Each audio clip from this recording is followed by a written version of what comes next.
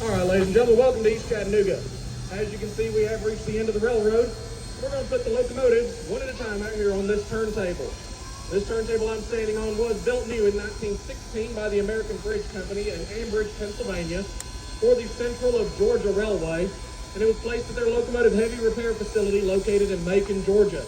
It was used in Macon for about 9 years, till about 1925, at which time it was deemed too small for continued use at that facility. At that time, it was then moved to Cedartown, Georgia, where it remained in use until the late 1970s, at which time it was then donated to the Tennessee Valley Railroad Museum. We brought it here to East Chattanooga and been operating it, here since July 4th, 1982, following a $105,000 overhaul. And that was in 1982 dollars. Now, this turntable from end to end is right at 80 feet long. It weighs 80 tons. That's 160,000 pounds. To give you just a bit of an appreciation for just how much weight that is, the average pickup truck weighs 1 to 3 tons. The average school bus weighs 11 to 13 tons. And the space shuttle, with no fuel or payload in it, only weighs 75 tons. And just for the record, I did read that on the internet, so I know it must be true. Now, this turntable by itself weighs 5 tons more than an empty space shuttle. Here in just a minute, we're going to be turning first about 150 tons of steam locomotive, giving us about 230 tons of weight right here in front of you. Then once we get the 01 on the table, we'll be turning about 215 tons of steam engine, giving us just shy of 300 tons worth of weight on this turntable. So the key here is balance.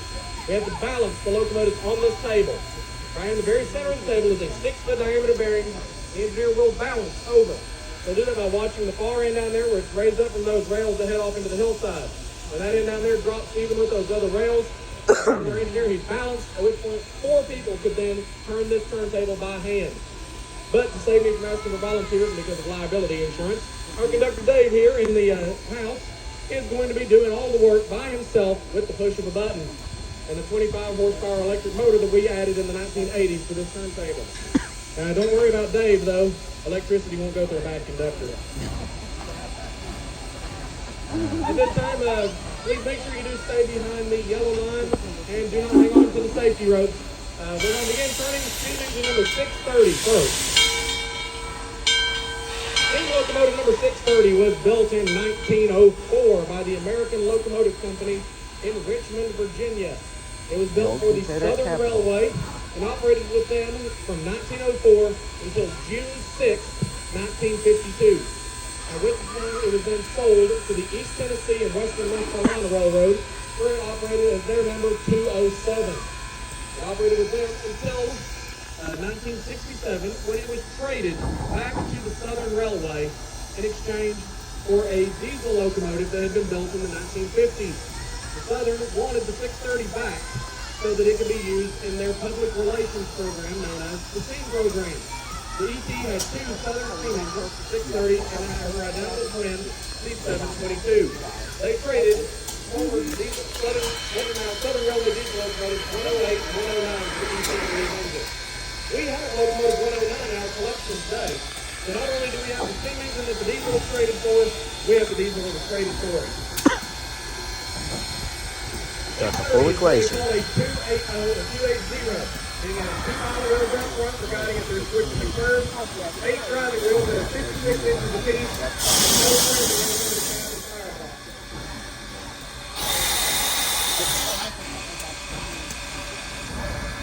634 can handle 16 tons of coal and 10,000 gallons of water. 630 is a hand-fired locomotive. This locomotive, as just let me know that, the locomotive does have to be full and controlled by hand in the firebox. There she is, big 6. And if you get him away, by the way, he requires 190 pounds per square inch of steam pressure to be able to move this locomotive.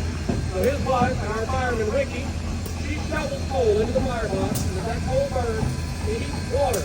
As that water boils, it makes steam. When Andrew pulls the throttle, that steam then goes down into the cylinders on either side of the locomotive. And in those cylinders are large pistons that are connected to the drive rod. And as those drive rods push back and forth, that turns the wheels and moves the locomotive. The steam is then exhausted up the smokestack, and that is what makes the familiar chugging noise that is often associated with a steam locomotive.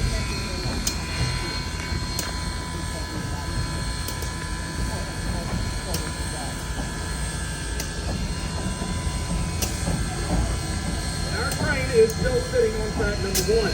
We're actually the turntable up tonight with track number 2. And we're going to do that so that the engineers will take the locomotive off and they'll go down to the other end of the yard.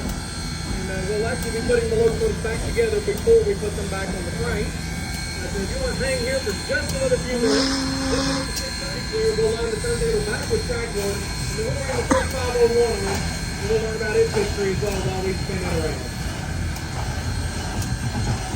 Hopefully the big locomotive will go and get on the opposite end of the train to pull us back to Grand Junction.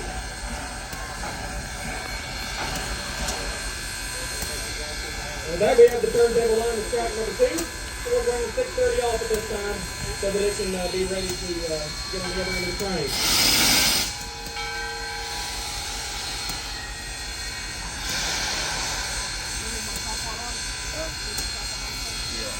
Out there in town, again, let's see our fireman Ricky give her a nice wave. She deserves it. She's been out there shoveling coal all afternoon, keeping this engine hot so that it's a good service for us to pull you this evening. Over the course of the day, she will shovel several tons of coal into the firebox of this engine. And for the record, Andrew and Ricky are one of only 3 known husband and wife engineer and fireman teams that we have anywhere in the United States today. Interesting.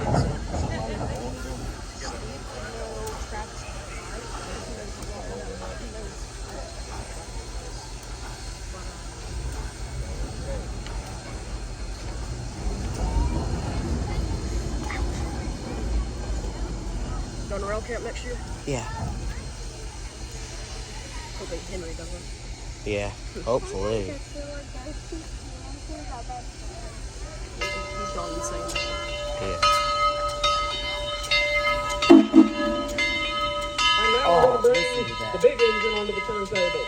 We do need, while we are turning the big engine, please make sure you are at least 1 step behind that yellow line.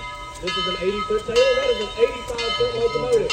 And that front coupler will pass right over that rope right there. So unless you want to get smacked by a 100-pound chunk of steel known as the coupler, I'd stay behind that yellow line. Southern Railway number 4501, built in October of 1911 by the Baldwin Locomotive Works in Philadelphia, Pennsylvania.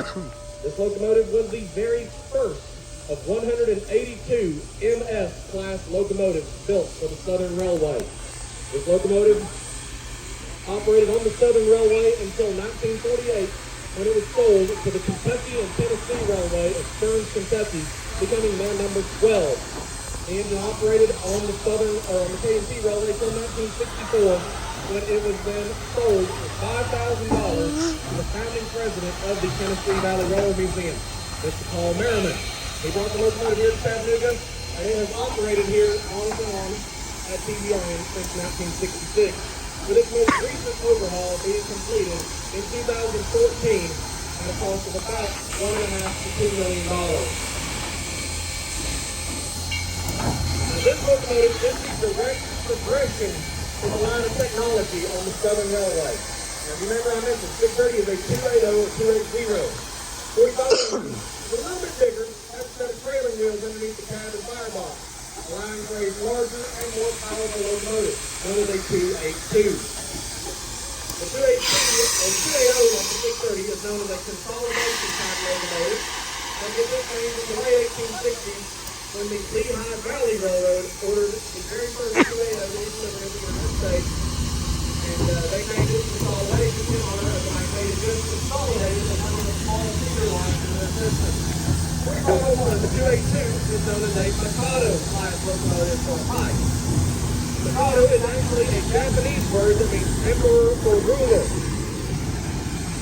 The reason the American engine has a Japanese name is because in the late, when the first engines this time were being exported out to the USA, they were delivered to the Japanese slave railways. Now during World War II, because of a few tensions with the Empire of Japan at that time, the locomotives were known commonly as MacArthur type locomotives. Some people to this day still insist on calling them MacArthur. On the side we have our engineer file. If you wave in, it's like this. On the other side, if you're going around, you'll see our fireman Brian. This locomotive operates much the same way as the 630, except that this locomotive is not hand-fired. This locomotive does have a mechanical structure that we added in the most recent rebuild of this locomotive about 9 years ago. The auger screw in the fenders that feeds coal into the firebox. Saves the fireman back when he's working hard. Again, we're going to line the turntable up this afternoon with track number 2. And we're going to do that so that this is able to put the two locomotives back together, and also so that we can put the locomotives on the opposite end of the train to pull us back to Grand Junction.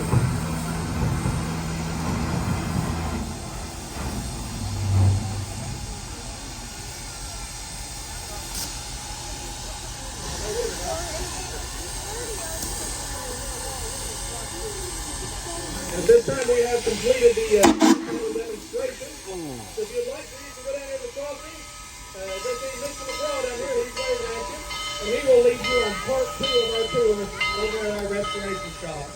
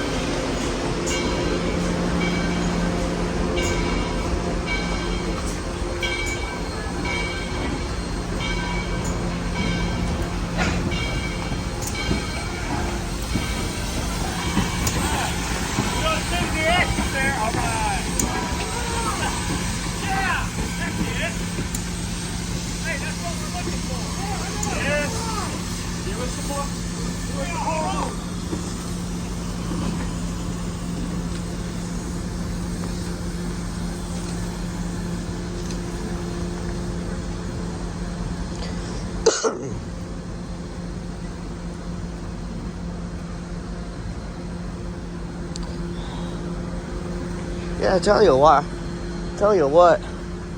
I like the new steamboat whistle. Well, technically it's not considered a steamboat. I like to call it a steamboat though. It's close enough. Really looks like an Illinois Central steamboat. Yeah. I'm trying to think. I can't remember. It's like a remake Right, one. right next to them, okay? Yeah. It's like a...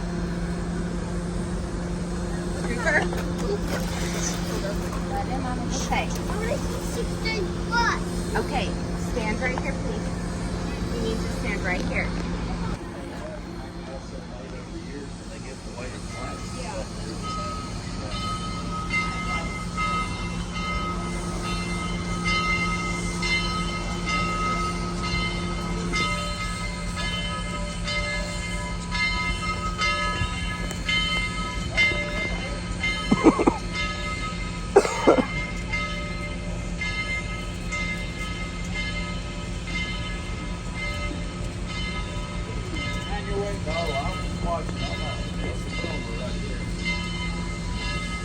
Sorry.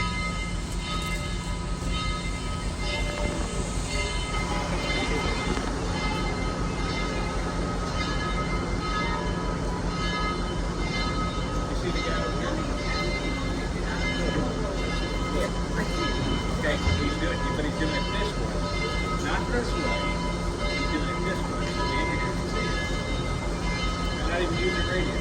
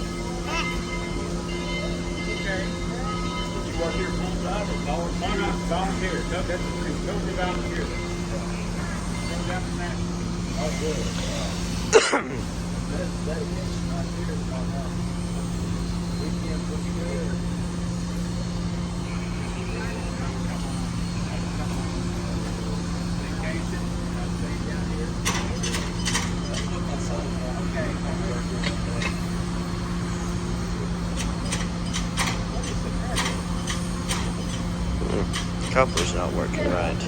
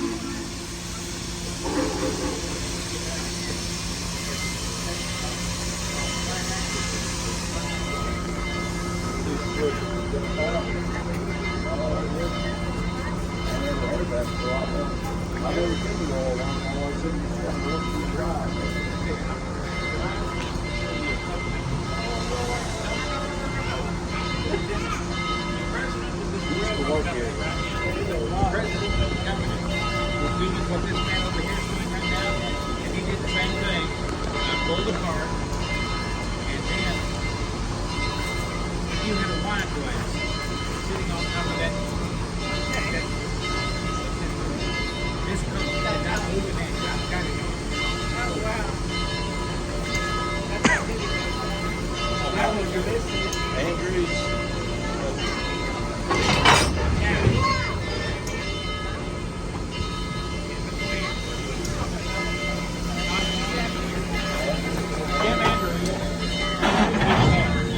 All right. Coupled up. I'm sorry, I get in trouble all the time. How long has it been since you've been? Are you asking him to blow the whistle? Yeah. He won't do it. Okay.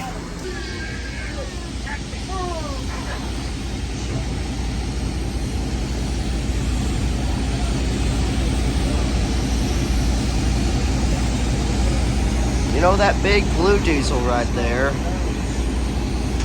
is actually the first engine I ever got a cab ride in.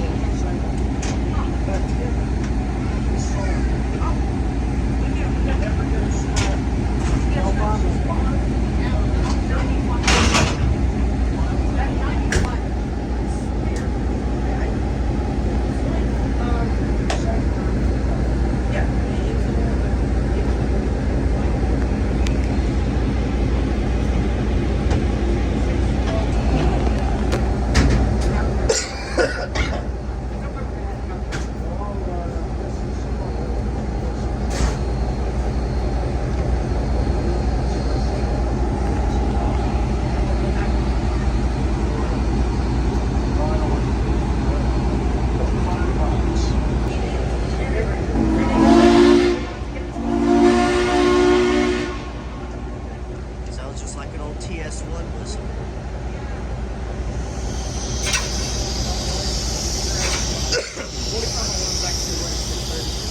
Yeah. You know why it's not where it's supposed to be? I think They did.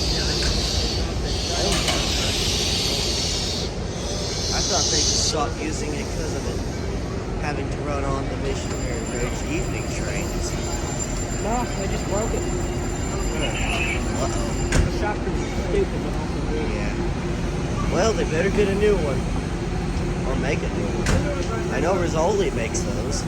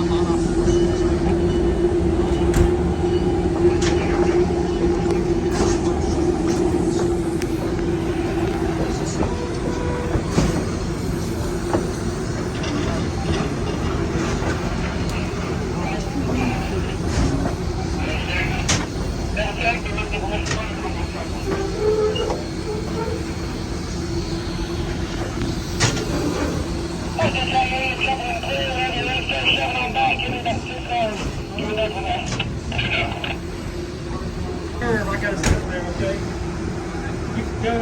Keep the video on.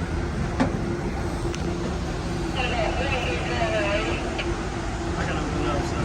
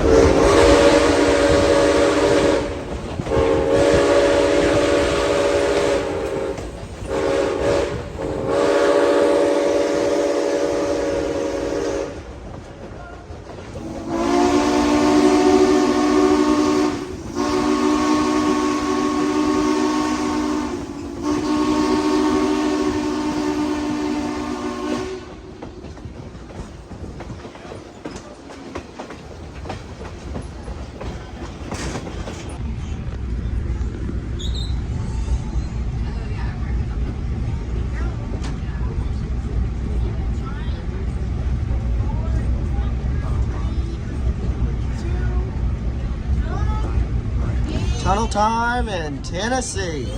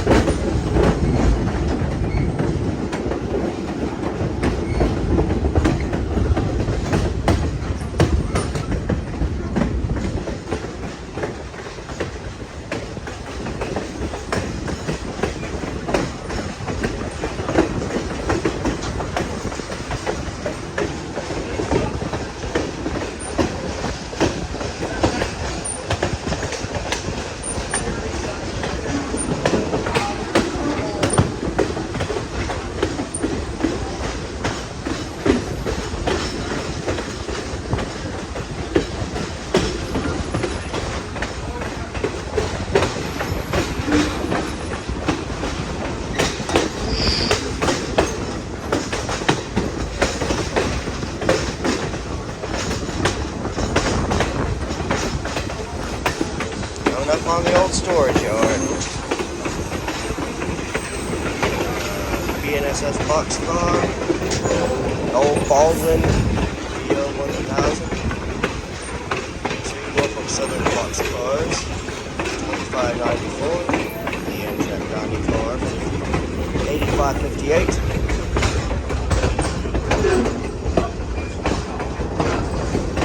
And the diesels.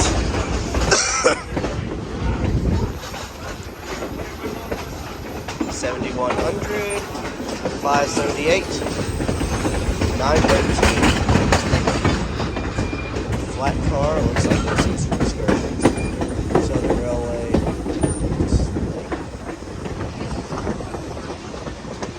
Display car and table.